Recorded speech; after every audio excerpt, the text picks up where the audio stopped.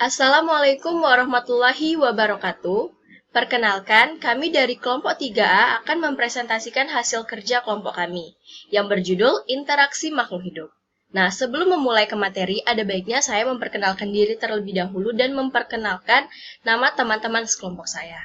Yang pertama, nama saya adalah Agrizia Rahmanda, NPM A1D019025, dan teman kelompok saya yang pertama ada Emelda Fadila Fitriani, A1D019021, Lopi Noprianti, A1D019051, dan juga Nurul Asih Handayadi, A1D019065. Baiklah, langsung saja kita ke materi yang pertama, yaitu ada energi dan lingkungan energi. Nah, energi didefinisikan sebagai suatu kemampuan untuk melakukan kerja. Energi juga merupakan suatu besaran yang dapat berubah dari satu bentuk ke bentuk yang lain. Nah, ini merupakan gambaran dari aliran energi dalam ekosistem. Selanjutnya, kita tertu dan hukum termodinamika 2. Nah, energi di alam semesta tunduk dan patuh kepada hukum-hukum termodinamika seperti yang kita kenal pada fisika. Nah, hukum termodinamika 1 yaitu berbunyi, hukum ini menyatakan bahwa energi dapat diubah bentuknya dari bentuk yang satu ke bentuk yang lain, tetapi tidak dapat diciptakan maupun dimusnahkan. Hukum ini dikenal juga sebagai hukum kekekalan energi. Selanjutnya ada hukum termodinamika 2. Nah, hukum ini menyatakan bahwa setiap proses perubahan bentuk energi selalu tidak efisien. Oleh karena itu, setiap perubahan bentuk energi, maka energi baru yang terbentuk konsentrasinya selalu lebih kecil daripada konsentrasi energi sebelumnya. Nah, di sini terdapat bentuk-bentuk energi. Yang pertama ada energi kinetik, energi potensial, energi mekanik, energi termal, energi listrik, energi kimia, dan juga energi nuklir. Nah, ini terdapat gambar-gambar dari masing-masing energi tersebut. Nah, selanjutnya, sistem dapat dibedakan menjadi sistem terbuka dan juga sistem tertutup. Nah, sistem terbuka itu suatu sistem yang memungkinkan terjadinya pertukaran materi dan energi antara sistem dan lingkungan. Nah, kalau sistem tertutup itu adalah suatu sistem yang tidak memungkinkan terjadinya pertukaran materi antara sistem dan lingkungan, tetapi masih memungkinkan terjadinya pertukaran energi. Nah, sistem tertutup dikatakan sebagai sistem yang terisolasi bila tidak memungkinkan terjadinya pertukaran materi dan energi antara sistem dan lingkungan. Nah, sistem dalam termodinamika adalah suatu sistem yang dapat berinteraksi. Ada pertukaran tiga energi dengan lingkungannya. Alam semesta dapat dianggap sebagai suatu sistem yang terisolasi. Di luar sistem disebut dengan lingkungan. Selanjutnya kita akan membahas mengenai produktivitas. Nah, produktivitas itu adalah laju penambatan atau penyimpanan energi oleh suatu komunitas dalam ekosistem. Di dalam suatu ekosistem dikenal adanya produsen dan konsumen, sehingga dikenal juga dengan produktivitas oleh produsen dan produktivitas oleh konsumen. Nah, produktivitas ini pada aras konsumen disebut produktivitas primer atau dasar, sedangkan pada aras konsumen disebut produktivitas sekunder. Nah, produktivitas ini dibagi menjadi 5, yaitu produktivitas primer, produktivitas sekunder, subsidi energi, produktivitas dan hasil panen, serta pengukuran produktivitas primer. Nah, baiklah, presentasi selanjutnya akan dilanjutkan oleh teman sekelompok saya, yaitu Nurul Asih Handayani. Assalamualaikum warahmatullahi wabarakatuh. Perkenalkan, nama saya Nurul Asih Handayani, NPM A1D019065. Saya berasal dari kelas 5A. Baiklah, di sini saya akan menyambungkan penjelasan presentasi dari saudari Agrizia Rahmanda.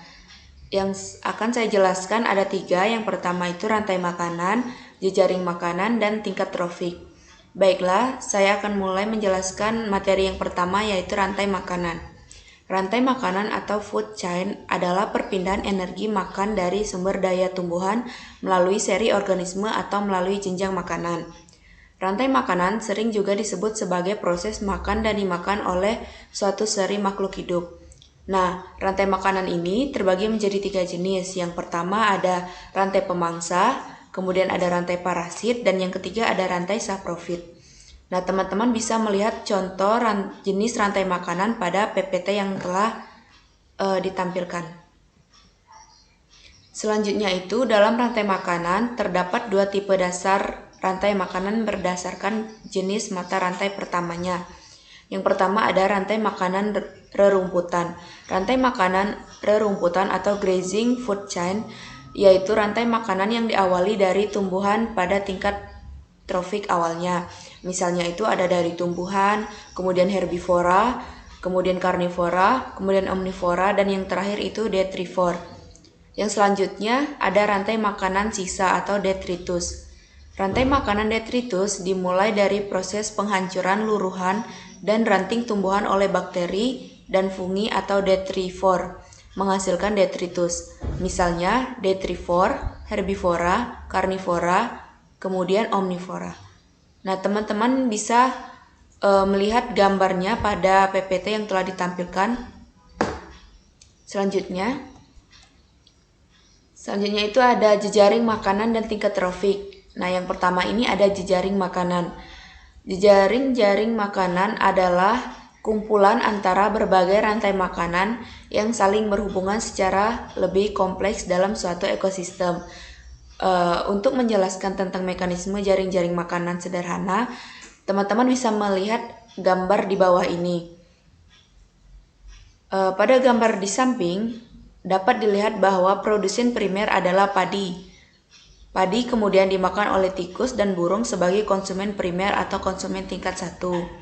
Kemudian tikus dan burung akan dimakan oleh musang dan burung elang. Peran musang dan burung elang dalam jaring-jaring makanan ini adalah sebagai konsumen tingkat 2 atau konsumen puncak. Kemudian burung elang mati dan diuraikan oleh pengurai yang biasanya berupa bakteri atau jamur. Tipe dasar jaring-jaring makanan juga sama dengan rantai makanan, yaitu terdiri dari jaring makanan rumputan dan detritus. Selanjutnya, bentuk jaring-jaring makanan yang lebih kompleks dapat teman-teman lihat pada beberapa ekosistem di PPT. Yang pertama ada ekosistem darat, ekosistem mangrove, dan ekosistem air tawar. Nah, inilah contoh dari jaring-jaring makanan yang ada di beberapa ekosistem.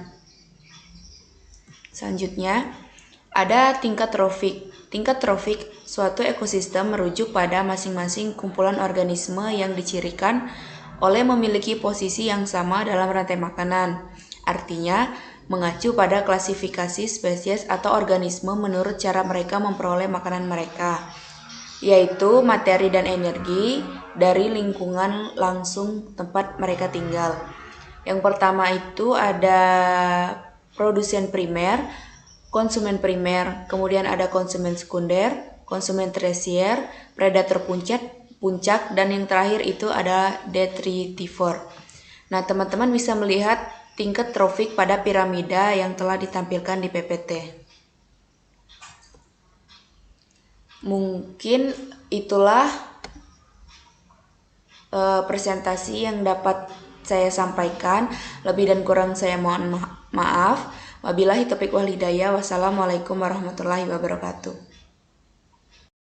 Assalamualaikum warahmatullahi wabarakatuh. Baiklah, saya akan menjelaskan materi selanjutnya yaitu tentang metabolisme dan ukuran individu.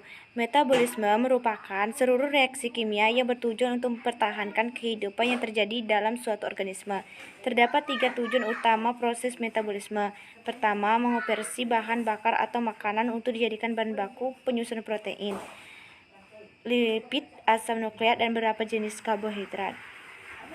Selanjutnya, tahap metabolisme bekerja melalui 2 proses, yaitu katabolisme adalah proses pembakaran kalori makanan beserta pengelolaan dan pemecahan nutrisi yang digunakan oleh tubuh sebagai energi. Yang kedua, anabolisme adalah tahap pembakaran energi. Dikatakan demikian karena energi yang ada akan digunakan untuk memperbaiki jaringan tubuh yang rusak sehingga terbentuk yang baru sekaligus menghasilkan berbagai hormon. Hal-hal yang mempengaruhi metabolisme tubuh. Yang pertama, suhu tubuh, stimulan, hormon, kehamilan, konsumsi makanan dan minuman, ukuran dalam komposisi tubuh, jenis kelamin, usia, genetik, dan tingkat aktivitas. Pada metabolisme dan ukuran individu atau organisme, misalnya standing crop biomass, dinyatakan dengan berat kering atau kandungan kalori total organisme pada suatu waktu, dapat ditunjang oleh aliran energi yang konsisten dalam rantai makanan dan sampai batas tertentu dipengaruhi oleh ukuran organisme atau individu. Makin kecil organisme akan makin kecil biomasa yang dapat ditunjang pada jenjang makanan tertentu dari ekosistem. Sebaliknya, makin besar organisme, makin besar standing crop biomasnya. Contohnya itu plankton ganggang dalam suatu danau yang beratnya hanya beberapa kilogram dapat mempunyai metabolisme yang menyamai pohon besar. Juga metabolisme berapa kilogram zooplankton seimbang dengan metabolisme seekor sapi. Baiklah, itulah presentasi dari saya. Terima kasih. Assalamualaikum warahmatullahi wabarakatuh. Saya Amelda Fadila Fitriani, NPM A1D019-021. Baiklah, saya akan melanjutkan materi selanjutnya, yaitu tropik dan piramida ekologi. Tropik merupakan suatu komunitas yang berinteraksi dengan peristiwa makan dan dimakan, sehingga terjadinya pemindahan energi, elemen kimia, dan komponen lain dari satu bentuk ke bentuk yang lain di sepanjang rantai makanan. Nah, interaksi antar organisme di ekosistem melalui rantai makanan dan jaring-jaring makanan dengan metabolisme menghasilkan suatu struktur tropik. Struktur tropik ini memiliki ciri khas tertentu untuk setiap ekosistem.